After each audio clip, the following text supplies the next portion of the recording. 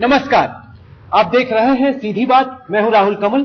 आज हम हैं कौन बनेगा करोड़पति के सेट पर और हमारे साथ हैं भारत के सर्वश्रेष्ठ एंकर अमिताभ बच्चन।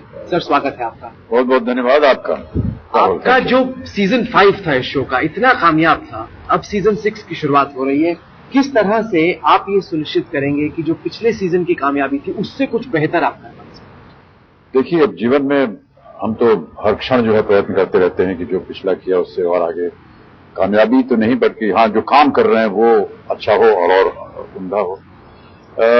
यही प्रयत्न इसमें भी होगा और हम उम्मीद करते हैं कि जनता जो है वो इसको भी देखेगी और इसकी प्रशंसा करेगी। लेकिन कोई ऐसे खास प्रयत्न हम नहीं करते हैं, क्योंकि हमारा ऐसा मानना है कि जो कौन बनेगा करोड़पति खेल है उसमें अपने में एक इतनी प्राथमिकता है उसकी।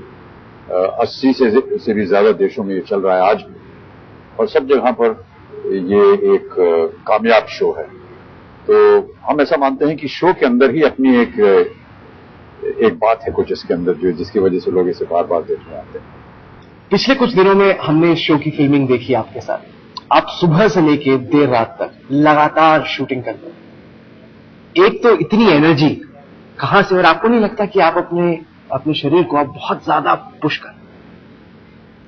मैंने कहीं पढ़ा था कि इंसान जो है अपने पूरे जीवन में केवल 33% अपना दिमाग का इस्तेमाल करता है। तो मैंने कहा बाकी इतना जब बचा हुआ है उसका भी थोड़ा इस्तेमाल किया जाए। उसको थोड़ा सा मैं प्रोत्साहित करता रहता हूं कि 33 नहीं, चलो 34 हो जाए। लेकिन काम अगर होता है तो एक बार हमने अपना वचन दे दिया कि ये काम करना है तो उसे करना ही है। अब जैसे कौन बनेगा करोड़पति है, यदि एक दिन के अंदर हम 2 एपिसोड की शूटिंग न करें तो फिर वो सारी प्लानिंग जो है वो खराब हो जाती है। तो वो उसको किसी भी हालत में हमें पूरी करनी है। पर आपके डॉक्टर्स ने भी आपको सलाह दी कि काम कम कीजिए, आराम ज्यादा कीजिए। आप सुन नहीं रहे हैं किसी की? नहीं, देखिए, अगर शरीर चलायमान होगा तो हम चलते रहेंगे। जिस दिन शरीर कहेगा कि बस करो, हम रुक जाए। पर आपको नहीं लगता कि इससे ये संभावना बढ़ जाती है कि प्रॉब्लम हो जाए आगे चल के? आप अपने जो लोग मुझसे मेरे साथ काम करवाते हैं, जिन्होंने मुझे किसी भी व्यवसाय के लिए या कॉन्ट्रैक्चुअली हमको तय कर लिया हो, उनके लिए खतरनाक हो सकता है। लेकिन देखिए, ये किसी नहीं, कॉन्ट्रैक्ट छोड़िए, आपके लिए खतरनाक, किसी के लिए भी हो सकता है। मैं जब कुली की शूटिंग कर रहा था तो बहुत ही मामूली किस्म के शॉट में मुझे चोट लग गई। एक समरसॉल्ट करते हुए कोने का लग गया या शायद मुक्का लग गया कुछ ऐसे, जो कि हम हजारों बार कर चुके हैं, कुछ होता नहीं। और उसके एक दिन पहले वहां हमने ऐसे खतरनाक स्टंट्स किए जिसमें कुछ नहीं हुआ। ऊपर एक ब्रिज था, वहां से लेकर के हम चलती हुई ट्रेन के ऊपर कूद गए, चलती ट्रेन में से कूदे बाहर एक गराड़ी के ऊपर, गराड़ी नीचे सीढ़ी पर घुस गई। ये सब हमने उसके एक दिन पहले ही किया था, कुछ नहीं हुआ उसमें। पर ये काम तो ये देखिए भाग्य होता है अपना अपना। पर एक चीज जो मैं अक्सर सोचता हूं सर, वो ये कि आपकी पीढ़ी के जितने भी एक्टर्स थे आज की तारीख में कोई कहीं पर नहीं है। मतलब सब है हमारी यादों में, स्क्रीन पर आज नहीं आते हैं। आप अभी भी हर जनरेशन के लोगों में इतने लोकप्रिय हैं। आपके हिसाब से अमिताभ बच्चन की आज की और अभी भी जो रेलेवेंस बनी हुई है उसके पीछे सीक्रेट क्या है? इसका तो मुझे भी ज्ञान नहीं है। मैं केवल अपने आप को बहुत भाग्यशाली समझता हूं कि अभी भी कुछ लोग मुझे चाहते हैं। कुछ नहीं, बहुत लोग। नहीं, ऐसी बात नहीं है। और वही बात हमारे जो कॉलीग्स हैं, सहपाठी हैं, वो सब काम कर रहे हैं। चाहे वो धर्म जी हों, जितेंद्र काम नहीं करते अब, क्योंकि उन्होंने अपनी कंपनी बना ली है, वो कंपनी चलाते। वो भी कोई कम काम नहीं है, बहुत खतरनाक काम होता है वो भी। शत्रुघ्न सिन्हा है, विनोद खन्ना है, ऋषि कपूर है, सब लोग अच्छी फिल्में कर रहे हैं, सब काम नहीं पर कर रहे हैं। लेकिन देखिए और एक बात, इनमें से 2 ऐसे शख्स हैं, या 3 बल्कि हमको कहना चाहिए, जो कि राजनीति में गए और बहुत उन्होंने वहां कामयाबी हासिल। विनोद खन्ना और शत्रुघ्न सिन्हा दोनों पार्लियामेंट गए और जीतने के बाद अभी भी जीतते हैं और मंत्री भी बने, मंत्रिमंडल तक गए। वो तो हमने किया नहीं, हम ना कर सके तो वहां तो हमारी हार थी। पर जिस तरह से लोगों के मन में अभी भी आपकी जगह है और अभी भी आप रेलेवेंट रहते हैं। मैं अगर उदाहरण दूं, अभी आप हाल में फेसबुक पर आए, ट्विटर पे, ब्लॉग के जरिए आप जिस तरीके से लगातार लोगों की जिंदगी को छूते हैं उतना और कोई नहीं छू पाता। अब ये तो मुझे नहीं मालूम कि और लोग क्या करते हैं। मैं केवल ये कह सकता हूं कि मैंने क्या किया। मुझे ऐसा लगता है कि एक अफसर अगर किसी एक चाहने वाले को मिल जाता है कि वो हमसे संपर्क कर सके और कोई ऐसा साधन है जिसकी वजह से वो हमारे साथ संपर्क कर सकते हैं, तो मैं उस साधन में जुड़ जाता हूं। मुझे पता नहीं था कि ये इतना व्यापक है, लेकिन अब जब उसके साथ जुड़ गया हूं तो मुझे लगता है कि अब उसको प्रतिदिन करते रहना चाहिए। मैंने ब्लॉग से शुरुआत की थी। मुझे किसी ने कहा कि ये एक तुम्हारा वेबसाइट होना चाहिए, क्योंकि बहुत सारे वेबसाइट्स आपके नाम से खुले हुए हैं, वो सब गलत इन्फॉर्मेशन है उसमें, तो सही जो है जानकारी वो जानने के लिए आप एक अपना वेबसाइट खोलिए। तो मैंने कुछ लोगों को बुलाया, उन्होंने कहा कि साहब इसमें 6-7 महीने लग जाएंगे, डिजाइन करेंगे, ऐसा होगा वैसा। मैंने कहा नहीं, मुझे कल कुछ चाहिए। मैंने कहा कल आप एक ब्लॉग लिख सकते हैं, वो पढ़ करके हो जाता है। मैंने कहा अच्छा, तो मैंने ब्लॉग लिखा। लिखने के बाद जिस तरह से लोगों का जवाब आने लगा उसके ऊपर, तो मुझे लगा कि मुझे इसका जवाब देना चाहिए, और फिर वो एक प्रतिक्रिया शुरू हो गई। और अब मैं प्रतिदिन बिना किसी गैप के 1585 या 86 तक पहुंच गया प्रतिदिन, विदाउट ब्रेक। सर, हम ये भी देखते हैं कि कभी कभी रात में 12 बजे, कभी कभी सुबह के 3 बजे। जी, क्योंकि वही लोग मुझे प्रोत्साहित करते हैं, अरे साहब आप कहाँ हैं, अभी तक आप आए नहीं ट्विटर पे। सोते नहीं है आप? नहीं, सोता हूं मैं। कब सोते हैं आप? तो लोगों से बात करने के बाद। पर आपके हिसाब से, आपने इतना जमाना देखा है, आपके हिसाब से जब से आप सोशल मीडिया पे आए हैं, क्योंकि मीडिया से भी, जो ट्रेडिशनल मेन स्ट्रीम मीडिया है, उससे भी आपके ऐसे दौर रहे हैं जब आपके रिश्ते खराब रहे, आपके हिसाब से पूरी तरीके से जो रिलेशनशिप है एक स्टार का सीधे अपने ऑडियंस के साथ, वो अब रीडिफाइन हो गया है? कुछ हद तक मैं कहूंगा ये सही है, लेकिन देखिए मीडिया की अपनी अहमियत है, उसे कोई कम नहीं कर पाएगा, और ना ही किसी को ऐसा सोचना चाहिए कि वो उसको इतना अधिकार मिल जाएगा कि वो मीडिया को कम कर दे। और मैं इसलिए नहीं कह रहा हूं क्योंकि मैं एक मीडिया इंटरव्यू कर रहा हूं, मैं इस बात को मानता हूं। लेकिन अगर कोई ऐसा हमारे पास साधन है या मीडियम है जिसकी वजह से हम ऐसी बातें भी कर सकें जो शायद हम मीडिया से न कह पाए या जो मीडिया न सुनना चाहे, तो उसको हम अपने इस मीडियम पे लिख देते हैं, चाहे वो ट्विटर हो, चाहे ब्लॉग हो, चाहे फेसबुक हो, और कहीं न कहीं एक तसल्ली मिलती है कि चलिए भले उसे एक ही आदमी ने चाहे पढ़ा हो और माना हो, लेकिन एक आदमी तो है। वो सीधी आपकी आवाज है, उसमें बिल्कुल किसी का कोई इंप्रेशन नहीं है, जो आपने कहा सीधे आप वहां पे पहुंचे। हाल में हमने देखा कि सरकार ने सोशल मीडिया को क्लैम्प डाउन करने की कोशिश की, सेंसर करने की कोशिश की। आप चूंकि इतने लगातार तरीके से जुड़े रहते हैं सोशल मीडिया पर, आपका क्या मानना है जब सरकार मानती है कि सोशल मीडिया का इस्तेमाल हो रहा है दंगे फैलाने के लिए या लोगों को भड़काने के लिए?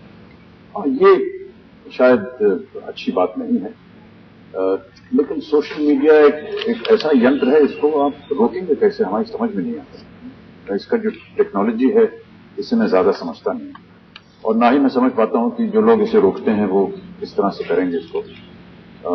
मैं थोड़ा सा सेल्फिश हूं इस बात में, क्योंकि मैं स्वयं इस माध्यम पे हूं, लेकिन मैं ऐसा मानता हूं कि मैं केवल अपने चाहने वालों से बात करता हूं।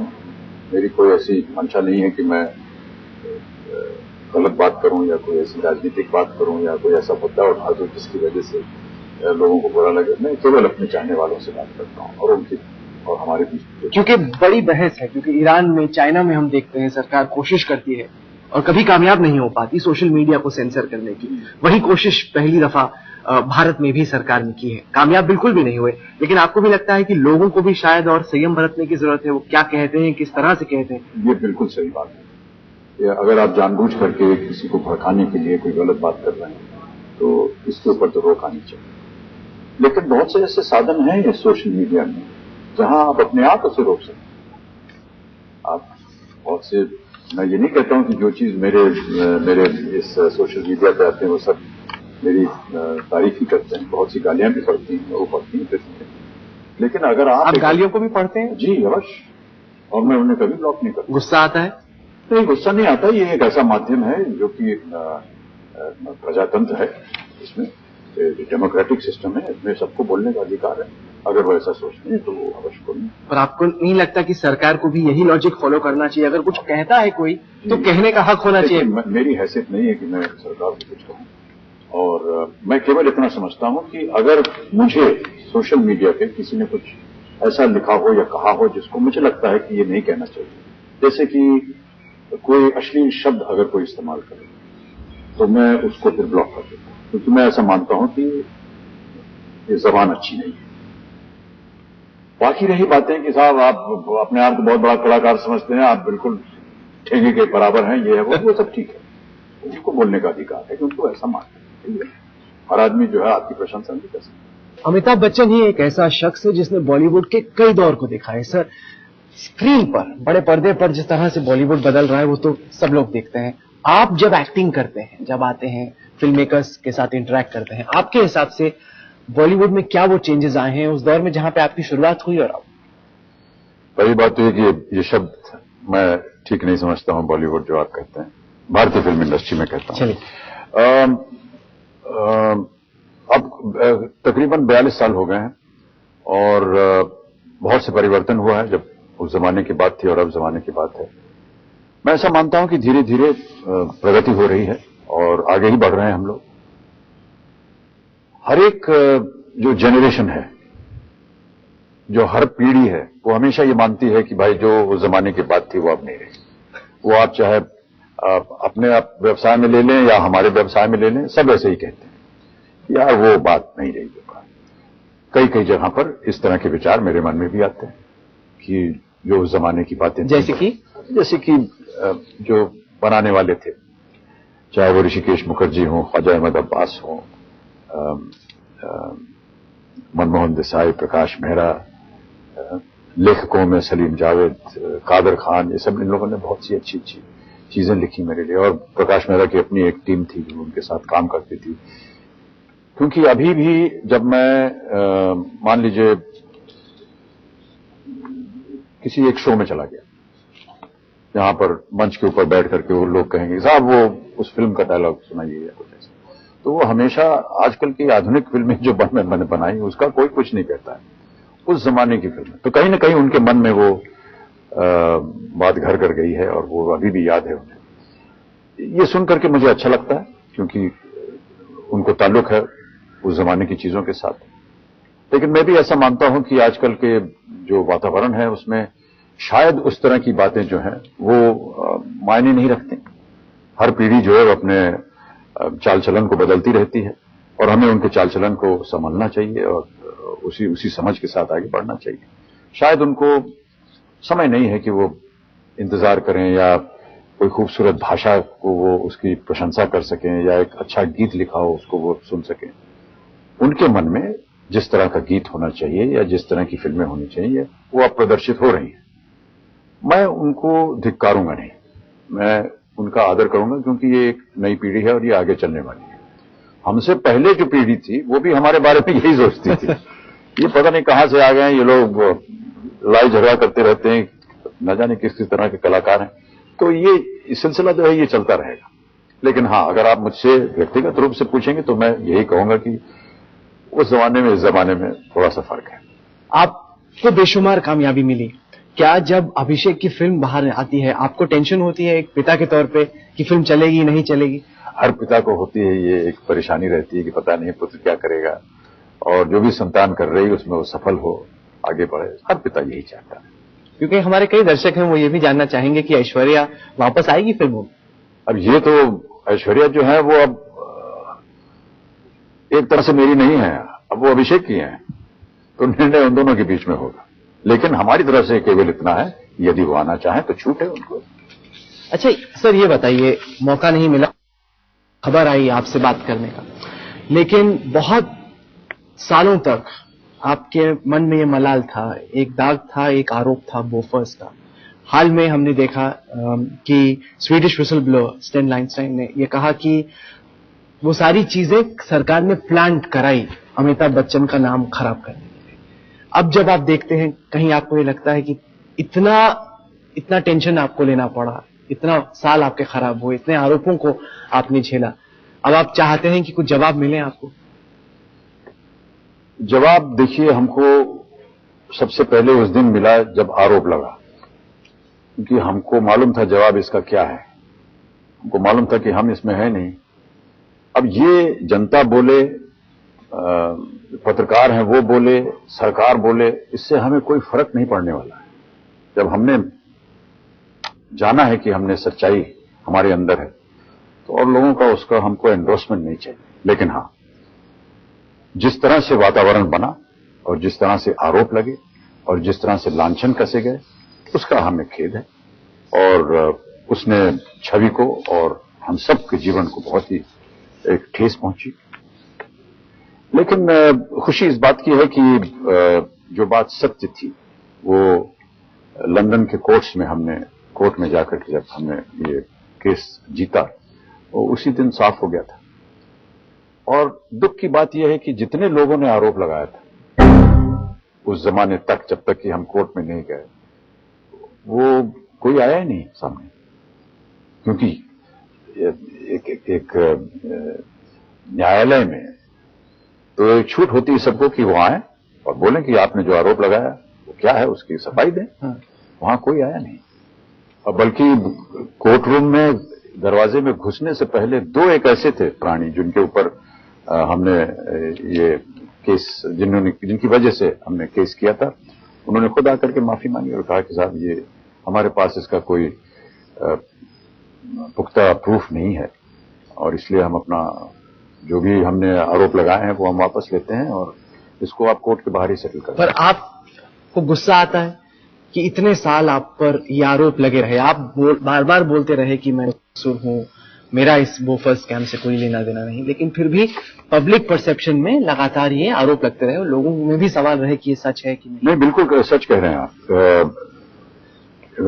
मीडिया एक ऐसा यंत्र है जो कि बहुत प्रभावित एक यंत्र है और इससे लोग प्रभावित होते हैं। आप जो कहेंगे या जो आप छापेंगे या जो आप ब्रॉडकास्ट करेंगे उसे लोग मानते हैं, और बहुत सी जनता ने, भारत की पूरी जनता ने इस बात को माना कि हम आरोपी हैं, देशद्रोही हैं। जहां जहां हम जाते थे हम पर लांछन लगते थे। और लेकिन अब क्या कहें, वो बात अब गुजर गई, अब उसके ऊपर अब कहने के लिए कुछ है नहीं। मैं इस बात से संतुष्ट हूं कि जो बात सही थी वो निकल आई। हाँ, उसको तकरीबन 20 साल या 28 साल लग गए उसकी सच्चाई निकलने में, वो सच्चाई हमें मालूम थी।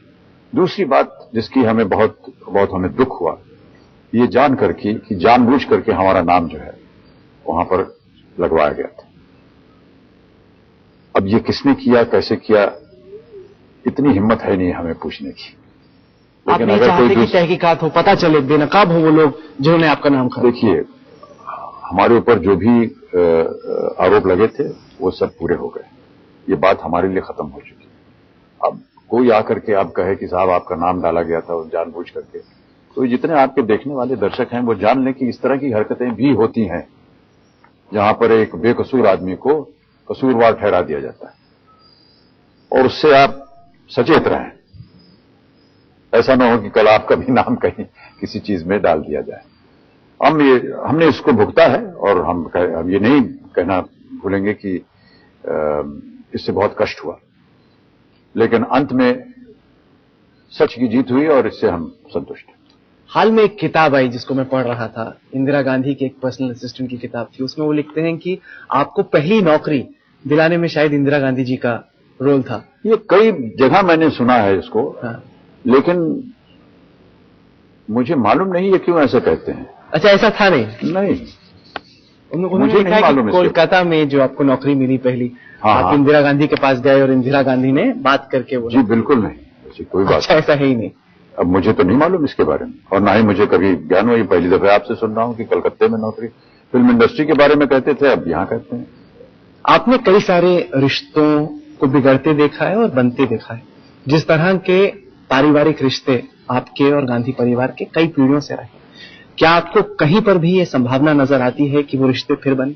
हमारे रिश्ते तो कायम है। देखिए, मैं ऐसा मानता हूं कि जो रिश्ता माँ बाबूजी का था, पंडित जी के साथ, इंदिरा जी के साथ, वो पारिवारिक एक रिश्ता था, वो एक बंधन था। उसका मैं आदर करूंगा और करता रहूंगा तहे दिल से, जीवन अंत तक। पर आपको नहीं लगता कि नई पीढ़ी है, अभिषेक हुए, ऐश्वर्या हुए, प्रियंका के साथ, राहुल के साथ, उस पुराने रिश्ते को फिर जीवित करें? जीवित करने के बहुत से तरीके होते हैं और वो होते रहेंगे या ना होते रहेंगे। मैं केवल इतना जानता हूं कि जो माँ बाबूजी का व्यवहार था पंडित जी के साथ, और उनका हमारे प्रति था, उसका मैं आदर करूंगा।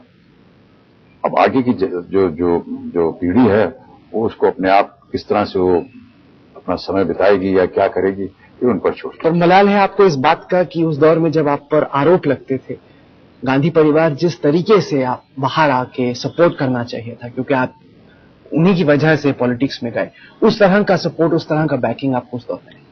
अब ये तो मैं इसका जवाब नहीं दे सकता हूं, ये तो सरकार ही जवाब दे सकती है। नहीं, आपको पर्सनल लेवल पे लगता है कि जिस तरह से बैकिंग? पर्सनल लेवल पे कुछ ऐसी बात थी ही नहीं, और ऐसा ना भी था कि उन्होंने हमें धिक्कार दिया हो या निकाल दिया हो, ऐसा तो कुछ था नहीं। उनका स्नेह प्यार हमेशा था हमारे साथ। बच्चन साहब, आपने हमें वक्त दिया, बहुत बहुत शुक्रिया। हम उम्मीद करते हैं कि जिस तरह से केबीसी सीजन 5 था, उससे बेहतर ये केबीसी सीजन 6 और खूब सारे लोगों को अपने ज्ञान के दम पे खूब सारा पैसा भी मिले। बहुत बहुत धन्यवाद आपका, आपके मुंह में घी शक्कर लड्डू सब कुछ। बहुत बहुत शुक्रिया। तो ये थी अमिताभ बच्चन से आज की सीधी बात। ये कार्यक्रम आपको कैसा लगा? आप अपनी राय हमें ईमेल के जरिए भेज सकते हैं। हमारा ईमेल एड्रेस है sb@aajtak.com। साथ के साथ इस कार्यक्रम को आप हमारी वेबसाइट पर देख सकते हैं, जिसका पता है www.aajtak.in/सीधी बात। तो अगले सप्ताह एक बार फिर से मुलाकात होगी। तब तक के लिए देश और दुनिया की बाकी खबरों के लिए आप देखते रहिए आज तक।